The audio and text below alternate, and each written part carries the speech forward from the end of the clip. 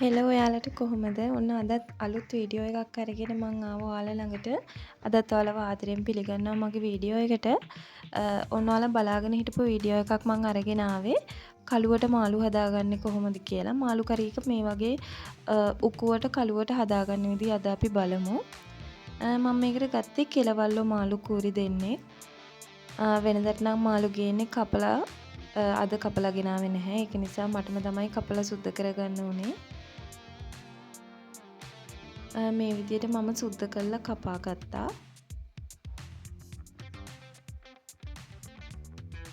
ඊළඟට අපිට මේකට ඕන වෙනවා ලූණු, සුදු ලූණු, කොච්චි, තක්කාලි, ඊට පස්සේ පොඩි ඉඟුරු කෑල්ලක්. කරපිංච තියෙනවා නම් දාන්න. මම රම්පි දැම්මේ කරපිංච තිබුණ නැති නිසා. ඊට පස්සේ මම මේ විදිහට තලා ගන්නවා. මම සූදානම් කරගත්ත දේවල් ටික මුලින්ම ඉඟුරු කෑල්ල තලා ගත්තා. ඊට පස්සේ සුදු ලූණු ටිකත් මේ වගේ මිරිස් කරේ තලා ගන්න ඕනේ. පොඩියට කපා ගන්න එපා. කපා ගත්තාම රස නැහැ. මේ තලා ගද්දි තමයි ඒකේ සුවඳයි රසයි දෙකම එන්නේ. මම නයි කොච්චි දෙකත් ඒ විදිහටම තලා ගත්තා. තක්කාලි ගෙඩි දෙකත් ඒ වගේම කරගත්තා. හොඳට තලා ගන්න එක. එතකොට තමයි රස. ඒ ටික ඉවරයි. මම දැන් එතන පොඩක් සුද්ධ කරලා ලුණු ගෙඩිය කපා ගන්න තමයි යන්නේ. ලුණු ටිකත් පොඩියට කපාගෙන වෙනම භාජනයකට තමයි දාගන්න ඕනේ. ඒක දැන් අපි ලෑස්ති කරගත්ත එකට දාන්න එපා. ඒක මං කියන්නම් ඇයි එහෙම කරන්න කියලා. ඊට පස්සේ රම්පේ කොලේකුත් මං ඒකට දාගත්තා. අපි දැන් අර සූදානම් කරගත්ත ඒ කියන්නේ තලලා හදාගත්ත භාජනයට මම දානවා ගොරක පේස්ට් ටිකක්. ඊට පස්සේ ගම්මිරිස් කුඩු හැන්දක්, ලුණු කුඩු හැන්දක්, ඒ වගේම කුරුඳු කුඩු හැන්දක්.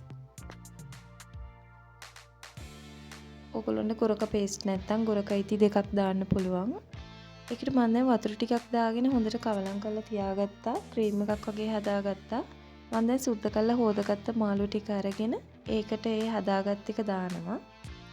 දාලා හොඳට මාළු ටික කවලම් කරලා අපි විනාඩි 10ක් විතර ඒක වහලා තියන්න ඕනේ.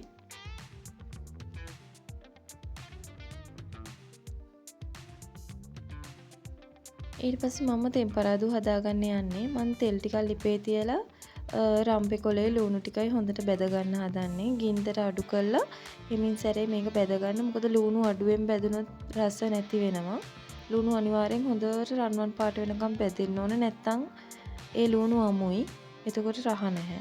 ඊට පස්සේ ඒක මේ බලන්න හොඳට බැදිලා තියෙන්නේ. ඒකට මම දාගන්නවා මස් කරි හැඳි දෙකක්. මස් කරි නැත්තම් ඔයාලට බැදපු 3-5 හරි කළු කුඩු හරි දාන්න පුළුවන්. ඊට පස්සේ ඊට අමතරව මම 3-5 මිරිස් කුඩු එතකොට ලුණු හැන්ද ගානේ දානවා. ඊට පස්සේ ඒකත් හොඳට බැදෙනකන් ඉඳලා මම අර මාළු ටික මේකට එකතු කරගන්නවා. හොඳට හැන්දෙන් ඒක කවලම් කරන්න අර මාළු ඔක්කොගෙම ඇතුළට අර අපි හදාගත්ත ටෙම්පරාදෝ යන විදියට හොඳට කවලම් කරලා ඊට පස්සේ වතුර ටිකක් දාගන්න මේ වගේ.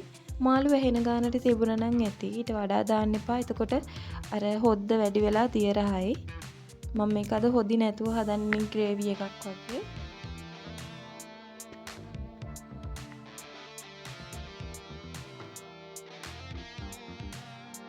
මේ වගේ ගින්දර වැඩි කරලා මේ වගේ කවලම් කරගෙන හදා ගන්න ඕනේ. හැන්ද ආපහු දාන්න එපා. මේ වගේ වළඳ අරගෙන කරකවන්න. නැත්තම් අනිවාර්යයෙන්ම හැන්දට මාළු ටික පොඩි වෙලා යනවා.